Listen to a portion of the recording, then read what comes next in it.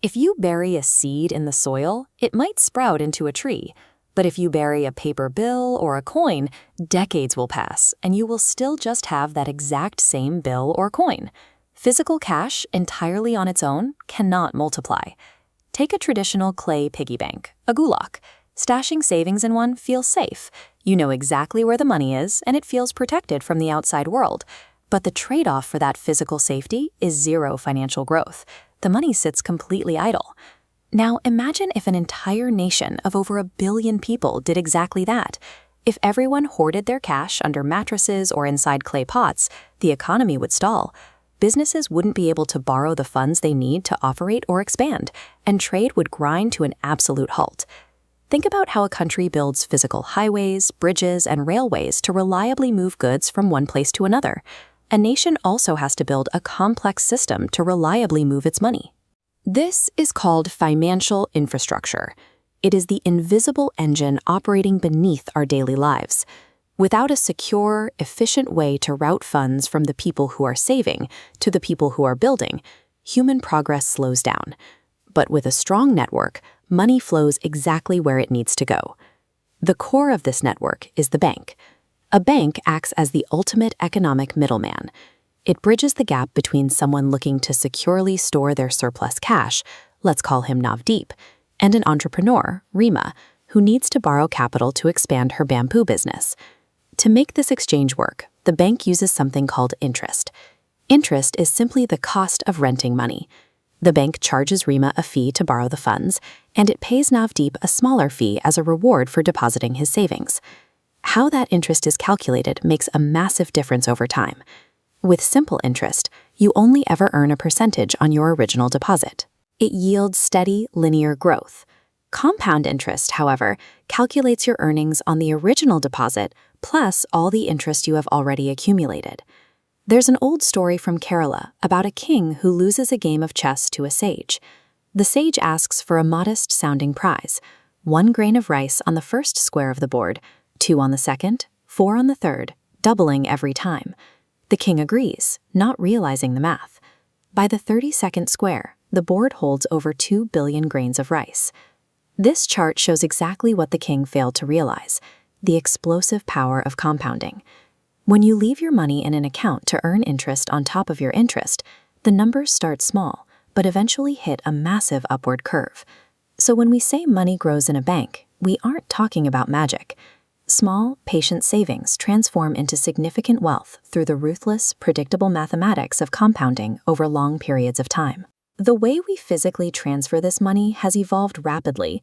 We went from hauling heavy sacks of grain for barter, to minting metal coins, to writing paper checks that took days to clear, to swiping plastic credit cards. Today, the process is practically instantaneous. India's Unified Payments Interface, or UPI, allows you to transfer funds in seconds simply by scanning a QR code or entering a phone number. You never even have to exchange sensitive bank account details. But that incredible speed carries a hidden danger. Because transfers happen in a flash, scammers try to steal access through phishing.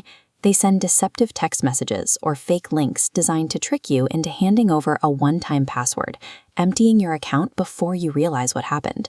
To fight this, financial institutions use a mandatory defense mechanism called KYC, or Know Your Customer. By strictly verifying official identity documents before opening an account, banks make it much harder for criminals to create fake profiles or launder stolen funds.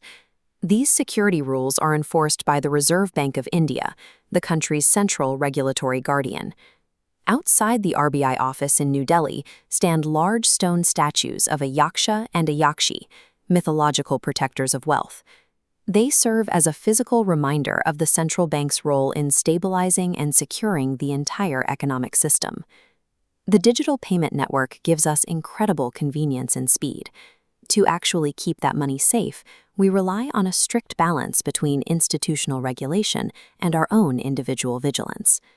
While commercial banks handle most of our daily transactions, they are only one piece of a much larger, diverse financial ecosystem. Post offices operate a vast financial network alongside their traditional mail delivery. They offer specialized savings schemes like the Sukanya Samriddhi Yojana shown here, designed to help families save for a girl child's future. Then you have specialized entities like NABARD, the National Bank for Agriculture and Rural Development. Their entire purpose is to funnel capital directly into rural farming, village industries, and local infrastructure, ensuring those specific areas have access to credit. To make sure everyone can access these systems, government initiatives like the Jan Dhan Yojana were launched. By providing zero-balance savings accounts, the program helps millions of low-income citizens bypass middlemen and eradicate their reliance on vulnerable physical cash. These alternative institutions and schemes guarantee that the engine of economic growth isn't restricted to major urban centers, but actively reaches and supports marginalized communities as well. When you want to push your savings into a high-gear mechanism, you look to financial markets. This is where individuals can buy fractional ownership in massive corporations. There are two main ways to participate. You can buy a share, which means you are purchasing a tiny slice of ownership in a company and sharing in its profits or losses. Or you can buy a bond, which is essentially you providing a loan to a company or government in exchange for a fixed, guaranteed interest rate. The buying and selling of these instruments happens on a massive scale at trading hubs like the National Stock Exchange in Mumbai, where entirely electronic systems process millions of trades a day. To understand how the overall market is doing, we look at this chart of the Sensex, an index tracking the performance of 30 major Indian companies. As you can see, share prices constantly fluctuate. They rise when companies perform well and demand is high, and they drop sharply during unexpected economic shocks. Because of this constant fluctuation, the stock market always carries a high degree of risk. It offers the potential for massive rewards, but it completely lacks the steady, guaranteed safety of a standard bank deposit. Let's recap the core mechanics. A nation relies on financial infrastructure. Wealth grows through compound interest. We transfer funds instantly using UPI while protecting ourselves with KYC verification. And we can invest in the broader economy by trading shares and bonds on indices like the Sensex. This knowledge provides the practical security to interact with the state and the tools to join the country's growth. It is the basic requirement for participating in modern society, protecting what you earn today so you can help build what the